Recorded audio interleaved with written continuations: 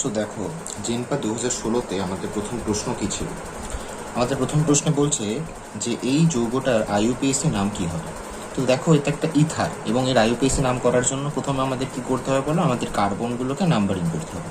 So numbering দেখো আমি এখান থেকে করছি। This carbon is 1, this is 2, this is 3, this is 3 carbon.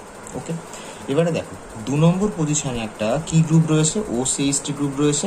সেই গ্রুপকে আমরা কি নাম দিই বলো? মিথক্সি বলি এই গ্রুপটাকে। তাহলে 2 নম্বর পজিশনে কি রয়েছে? মিথক্সি। আর 3টে কার্বন থাকলে তাকে আমরা কি বলছি? প্রোপেন। তাহলে বলো একের কি হবে? একের কারেক্ট অপশন হবে অপশন সি, 2 মিথক্সি প্রোপেন। ওকে, আচ্ছা, now let's move to the next question. বলছি 0 ডিগ্রি সেন্টিগ্রেড উষ্ণতায় গ্যাসকে উত্তপ্ত করলে গ্যাসের চাপ ও আয়তন উভয় দ্বিগুণ হয়, গ্যাসের অন্তিম উষ্ণতা কি হবে? যেটা তো তোমরা জানো, আমরা কি ফর্মুলা দিয়ে করতে হয় এটাকে। এটা হচ্ছে আমরা চার্লস এবং বয়েল সূত্র দুটোর যে সমন্বয় সেটা দিয়ে আমরা এখানে করছি। তাহলে P1V1/T1 is equal two P2V2/T2, এই হচ্ছে এখানকার ফর্মুলা। আচ্ছা, এবার কি বলেছে দেখ, এবার বলেছে হচ্ছে যে অন্তিম যে চাপ এবং আয়তন সে দুটোই বলছে দ্বিগুণ হয়ে যাচ্ছে। তাহলে P2টা কত হয়েছে বলো? 2P1 হয়ে গেছে। আর V2টা কত হয়েছে বলো? 2V1 হয়ে গেছে। ওকে, তাহলে P1V1 এইভাবে ক্যান্সেল হলো। তাহলে T1 বা T2 কত আসছে বলো? 4T1। ওকে, আচ্ছা, এবার দেখো T1টা কত? T1টা বলছে 0 ডিগ্রি সেন্টিগ্রেড। 0 ডিগ্রি সেন্টিগ্রেড মানে অবশ্যই জানো তোমরা 273 কেলভিন। তাহলে এটা কত হবে বলো? 4 3 12, 27 4 68, 1 69, রাইট? ওকে নাকি? একটু ঠিক করে করছি, সরি, ভেরি সরি। 4 3 12, 4 7 28, 1 29 9, হাতে রইলো 2। তাহলে 1092 কেলভিন, এই হচ্ছে আনসার। কিন্তু দেখো আনসার এখানে যেহেতু ডিগ্রি সেন্টিগ্রেডে দেওয়া আছে, আমাদের কি করতে হবে? মাইনাস করতে হবে। 3 9 9, তাহলে কারেক্ট অপশন কি হচ্ছে বলো? 819 ডিগ্রি সেন্টিগ্রেড। তাহলে 2 এর কারেক্ট অপশন হচ্ছে এ, 819 ডিগ্রি সেন্টিগ্রেড। ওকে, নেক্সট প্রশ্ন বলছে 3 CO প্লাস হাফ O2 থেকে CO2 বিক্রিয়াটিতে KP/KC কত? তোমরা সবাই জানো KP/KC কত হয়। KP/KC কত হয়? RT⁻⁴ আচ্ছা, এবার দেখো এই পার্টিকুলার রিয়াকশনের জন্য ΔNG কত? ΔNG হচ্ছে দেখো প্রোডাক্টের মোল সংখ্যা মানে 1 মাইনাস রিয়াক্ট্যান্টের টোটাল মোল সংখ্যা, এই যে 1 প্লাস হাফ। তাহলে এটা কত হচ্ছে বলো? Minus half. তাহলে এটা এখানে বসিয়ে দিই, RT⁻⁻হাফ মানে কি বলো? 1/√RT, ঠিক কিনা? তাহলে এটা কি হবে বলো? KP/KC 1/√RT, মানে 3-এর কারেক্ট অপশন হচ্ছে অপশন বি। নেক্সট বলছে দেখো নিম্নলিখিত সমীকরণের মধ্যে কোনটি সঠিক নয়? আচ্ছা দেখো, এগুলো তোমরা সবই জানো, এগুলো সবই আমাদের জানা formula. ΔG0 is equal two -RT/ln, এটা correct. Concentration of H2 plus is equal two 10⁻⁻⁻, এটাও কারেক্ট।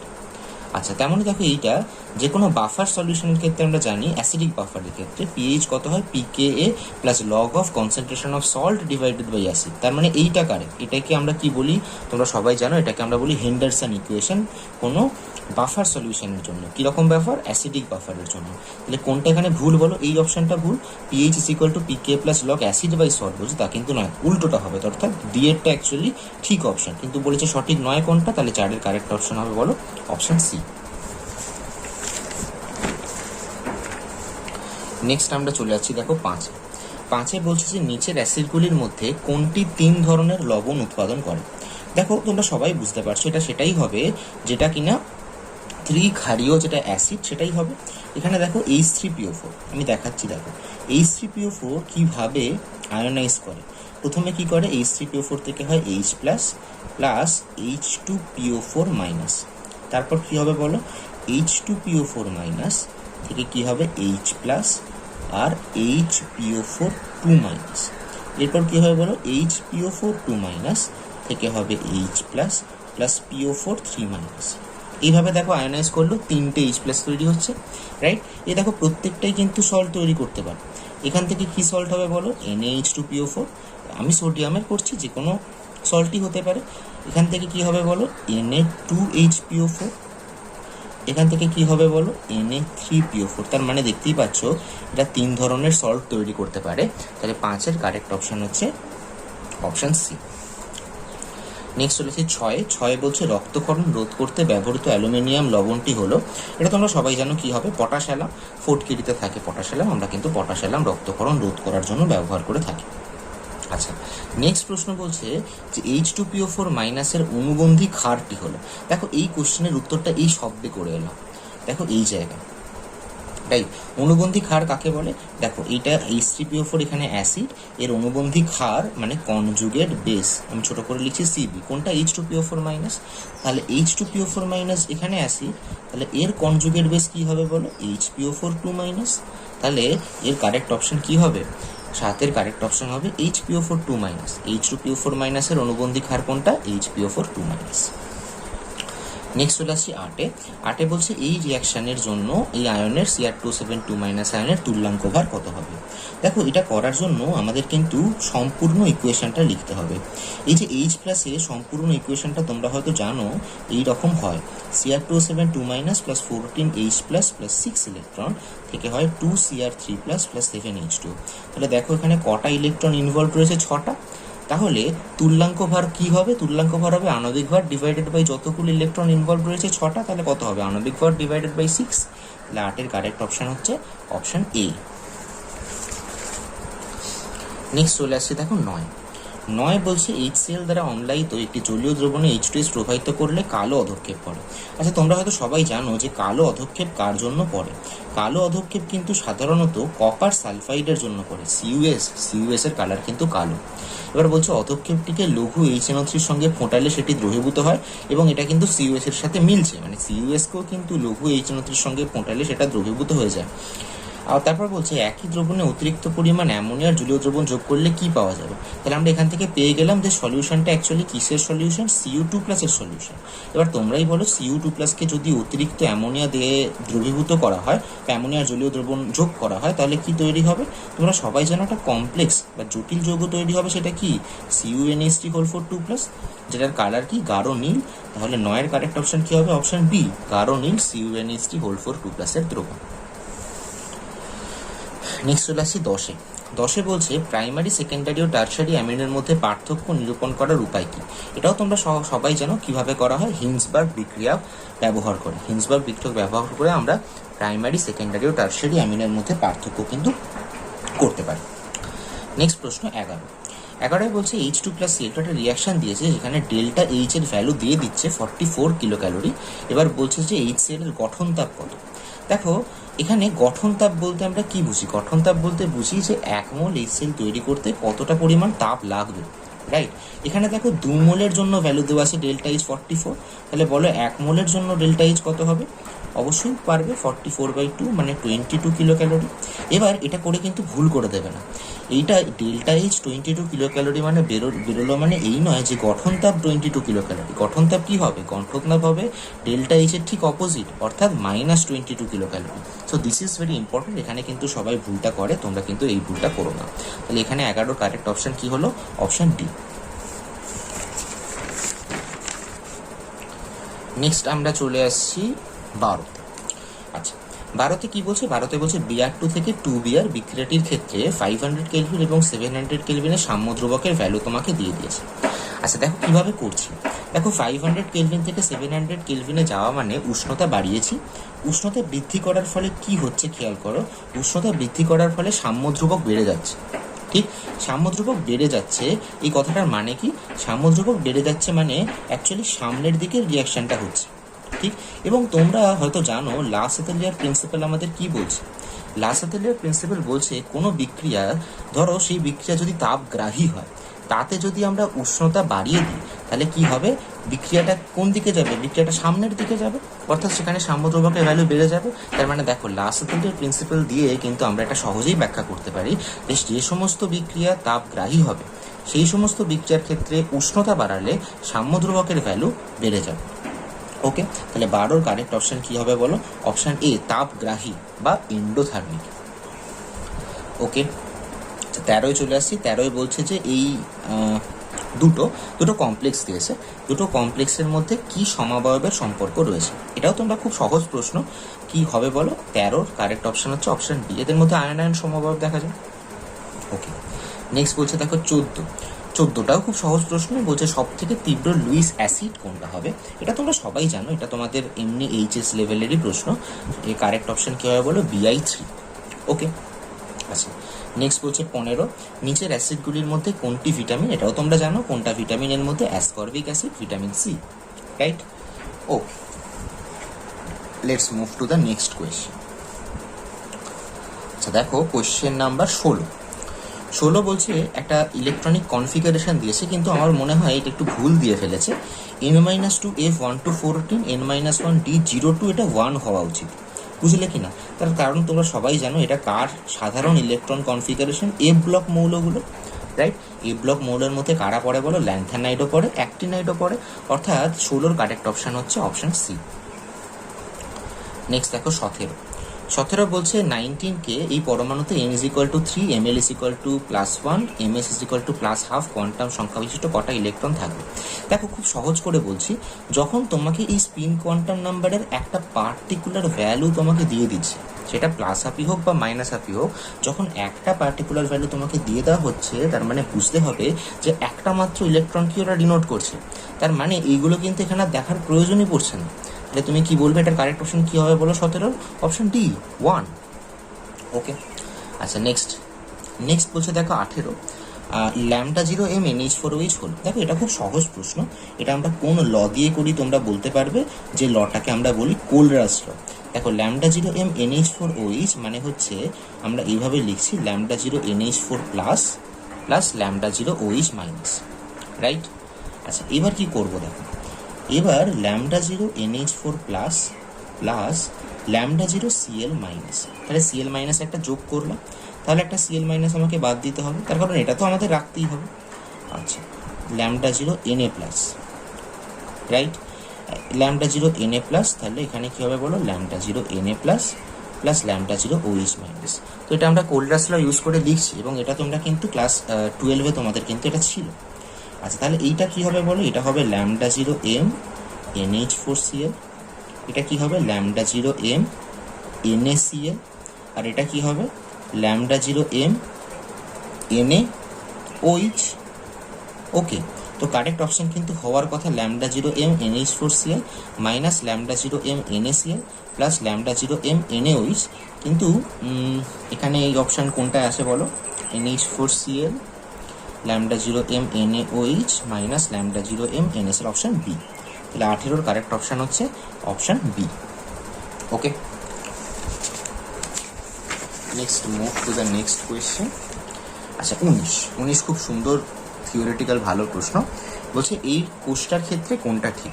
দেখো খুব ভালো করে শিখে নাও এটা কী করে করতে হয়। দেখো এরকম কোষের রিপ্রেজেন্টেশন যখন দিয়েছে, তখন তোমরা জানো এই যে দুটো ভার্টিক্যাল লাইন এভাবে দেওয়া আছে, এটা কি রিপ্রেজেন্ট করে, এটা সল্ট ব্রিজ রিপ্রেজেন্ট করে। কি রিপ্রেজেন্ট করে, সল্ট ব্রিজ বা লবণ সেতুকে রিপ্রেজেন্ট করে। এর ডান দিকে যেটা রয়েছে, সবসময় খেয়াল রাখবে, ডান দিকে যে রয়েছে তাকে কিন্তু সবসময় ক্যাথোড হিসাবে ইউজ করা হয়, আর বাম দিকে যে রয়েছে তাকে কিন্তু কী হিসাবে ইউজ করা হয় বলো, অ্যানোড হিসাবে। তাহলে এখান থেকে কিন্তু উত্তর হয়ে যাবে, তাহলে সিইউ এখানে ক্যাথোড, তার মানে 19-এর কারেক্ট অপশন হচ্ছে অপশান বি। আচ্ছা এবার দেখো আমি আরও কিছু বলছি, যে ডান দিকে থাকে তাকে ক্যাথোড হিসাবে ইউজ করা হয়, এবং তোমরা জানো ক্যাথোডে কী রিয়াকশান হয়, ক্যাথোডে সবসময় রিডাকশান হয়, ঠিক। তার মানে ক্যাথোডে কী রিয়াকশান হচ্ছে বলো, ক্যাথোডে রিডাকশান হচ্ছে, মানে Cu2+ থেকে 2 ইলেকট্রন হয়ে Cu হচ্ছে, ঠিক। আর অ্যানোডে কী হয়, অক্সিডেশন হয়, তার মানে অ্যানোডে কী হচ্ছে বলে, অ্যানোডে অ্যাকচুয়ালি Mg-2 ইলেকট্রন থেকে Mg2+ হচ্ছে। তাহলে এর কোষের সম্পূর্ণ রিয়াকশানটা কি বলতে পারবে, Cu2+ প্লাস Mg থেকে Cu প্লাস Mg2+, এইটা কোষ বিক্রিয়া, রাইট। এখানেও কিন্তু কোষ বিক্রিয়ার একটা অপশন আছে, কিন্তু সেটা দেখো ঠিক উল্টোটা দিয়েছে। দেখো এইটা কিন্তু আসল কোষ বিক্রিয়া, ঠিক। আচ্ছা আরেকটা জিনিসও দেখিয়ে দিই, E0 সেল কীভাবে বার করে। দেখো E0 সেল বার করে E0 right minus E0 left, অর্থাৎ রাইটে যেটা আছে মাইনাস লেফটে যেটা আছে। তার মানে এর ক্ষেত্রে কী হবে বলো, E0 Cu2 plus Cu minus E0 Mg2 plus Mg, right. তার মানে এখানেও এই ভ্যালুটা দেওয়া আছে, কিন্তু দেখো ঠিক উল্টো দিয়েছে, তার মানে এগুলো কারেক্ট নয়। তাহলে 19-এর কারেক্ট অপশন হচ্ছে বি, যেখানে Cu হলো cathode. Okay, next move to 20 বলছে জলে স্বল্পদ্রাব্য লবণ FeOH হোলটির দ্রাব্যতা x মোল পার লিটার হলে লবণটির দ্রাব্যতা গুণফল কত হবে। দেখো this is very easy. FeOH whole 3, a sparingly soluble salt বা স্বল্পদ্রাব্য লবণ কীভাবে আয়নিত হবে বলো, Fe3+ আর OH 3OH-। তাহলে এটা যদি এক্স হয়, এটা তৈরি হবে কত, 3x। তাহলে KSP কীভাবে বার করবো বলো, x³ into 3x, x into 3x to the power cube, মানে এই তিনটা উপরে চলে গেল, x into 3x to the power cube, মানে কী হবে বলো, x ইন্টু 27x³ মানে 27x টু দ্য পাওয়ার 4। তাহলে 20 কারেক্ট অপশন কী হবে বলো, অপশন সি। আচ্ছা, 21 বলছে যে যৌগটি ক্যানিচারো বিক্রিয়া করে না। সবসময় মনে রাখবে কারা ক্যানিচারো বিক্রিয়া করে, কারা করে, যেখানে কার্বনের সাপেক্ষে কোনো রকম আলফা পজিশনে, আলফা কার্বনে কোনো আলফা হাইড্রোজেন থাকবে না, তারাই কিন্তু আলফা হাইড্রোজেন থাকবে না, তারাই কিন্তু কি করে, ক্যানিচারো করে। এখানে খেয়াল করে দেখো ABC সবাই কিন্তু ক্যানিচারো করে, তার কারণ এদের কার্বনের সাপেক্ষে পরের কার্বন অর্থাৎ আলফা কার্বনে কোনো হাইড্রোজেন কিন্তু নেই। কিন্তু খেয়াল করে দেখো ডিতে কিন্তু এই যে কার্বন তার পাশের কার্বন আলফা কার্বন, সেখানে 3টে হাইড্রোজেন রয়েছে, মানে আলফা হাইড্রোজেন রয়েছে, তাই এরা কিন্তু ক্যানিচারো করে না। এবং তোমরা জানো এরা কি করে, এরা কিন্তু অ্যালডল কনডেনসেশন করে, রাইট। 21-এর কারেক্ট অপশন কি, 21-এর কারেক্ট অপশন হচ্ছে option D. Okay, next move to the next question. 22 বলছে নিম্নলিখিত যৌগগুলিকে তাদের স্ফুটনাঙ্কের ঊর্ধ্বক্রমে সাজাও। এবং খেয়াল করে দেখো এখানে যে 3টে অপশান দিয়েছে, এই 3টে অপশানের কি বলে, আণবিক যে সংকেত সেটা কিন্তু সবার সমান, তার মানে এরা কিন্তু পরস্পরের আইসোমার। পার্থক্যটা কোথায় বলো, পার্থক্যটা হচ্ছে এই যে এই মলিকিউলটা দেখো লিনিয়ার, এখানে কোনো ব্রাঞ্চিং নেই, রাইট। দেখো এখানে ব্রাঞ্চিং হয়েছে, CH3 এরকম একটা ব্রাঞ্চ তৈরি করেছে, আর এটা তো সব থেকে বেশি ব্রাঞ্চ তৈরি হয়েছে এইখানে, ঠিক। এবার আমি একটা কনসেপ্ট বলি শোনো, যদি দেখো এরকম আইসোমার দেওয়া আছে এবং যদি দেখো যে ব্রাঞ্চিংয়ের পার্থক্য আছে, তার মানে দেখবে যেদিকে ব্রাঞ্চিং বাড়ছে, ব্রাঞ্চিং বাড়া মানে হচ্ছে মলিকিউলের সারফেস এরিয়া কমে যাওয়া। তাহলে ব্রাঞ্চিং যত বাড়ছে মলিকুলের সারফেস এরিয়া কমে যাচ্ছে, মানে মলিকিউল লিনিয়ার বা রড শেপ থেকে কি হচ্ছে, স্ফেরিক্যাল হয়ে যাচ্ছে, সারফেস এরিয়া কমে যাচ্ছে। সারফেস এরিয়া কমে যাওয়া মানে কিন্তু ভ্যান ডার ওয়ালস ইন্টারঅ্যাকশন কমে যাওয়া, ঠিক। আর ভ্যান ডার ওয়ালস ইন্টারঅ্যাকশন কমে যাওয়া মানে স্ফুটনাঙ্ক মানে বয়লিং পয়েন্ট BP কমে যাওয়া, রাইট। তার মানে যার সারফেস এরিয়া কম, তার মানে যেখানে ব্রাঞ্চিং বেশি, তার কিন্তু স্ফুটনাঙ্ক বা বয়লিং পয়েন্ট সবচেয়ে কম হবে। বলো তাহলে এখানে কার সবচেয়ে কম হবে, এখানে ব্রাঞ্চিং সব থেকে বেশি, তার মানে 3-এর স্ফুটনাঙ্ক কিন্তু সবচেয়ে কম হবে। দেখো অপশানে দেখো একমাত্র ডি আর সিতে দেখো 3-এর স্ফুটনাঙ্ক সব থেকে কম দিয়েছে, ঠিক। তারপরে 1-এ দেখো সামান্য ব্রাঞ্চিং আছে, ঠিক, এই জন্য 1-এর স্ফুটনাঙ্ক 2-এর থেকে কম হবে, তার মানে দেখো 1 মাঝখানে ঢুকবে আর 2-এর স্ফুটনাঙ্ক সব থেকে বেশি হবে, অর্থাৎ 22-এর কারেক্ট অপশন কি বলো, অপশন ডি। ওকে, দারুণ প্রশ্ন কিন্তু এটা। আচ্ছা, নেক্সট বলছে 23-এ বলছে নিউক্লিওফিলিক দ্রুত বিক্রিয়ায় কোনটি সর্বাধিক সক্রিয়। তোমরা এটা সবাই জানো যে অ্যালডিহাইড নিউক্লিওফিলিক দ্রুত বিক্রিয়ায় কিটোনের থেকে বেশি সক্রিয়, রাইট। এবার দেখো অ্যালডিহাইড এখানে আছে A আর সিতে অ্যালডিহাইড দিয়েছে, B আর ডিতে কিটোন দিয়েছে, তাহলে B আর ডি তো আগেই বাদ পড়ে গেল অ্যালডিহাইড কিটোনের রেসপেক্টে।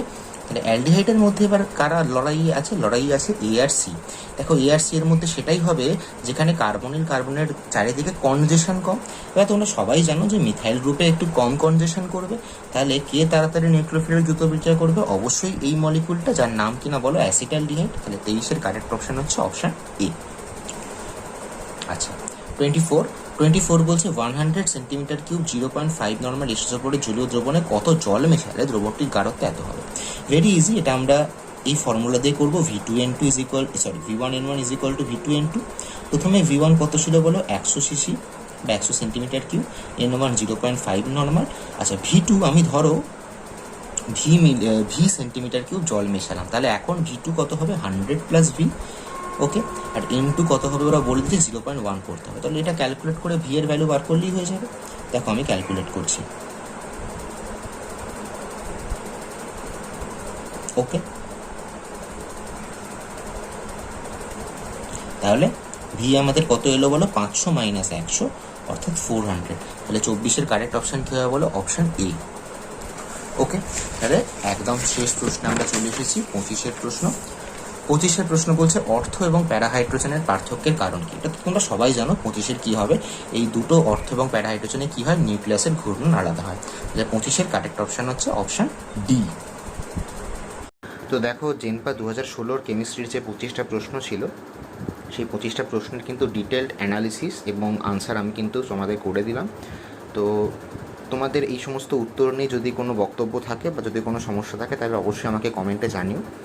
আর যদি ভালো লেগে থাকে তাহলে অবশ্যই আমাদের এই ভিডিওটা লাইক করবে এবং চ্যানেলটাকে সাবস্ক্রাইব করে দেবে। আর যারা যারা জেনপা দিচ্ছে তাদেরকেও বলবে এই সমস্ত ভিডিও যাতে দেখতে।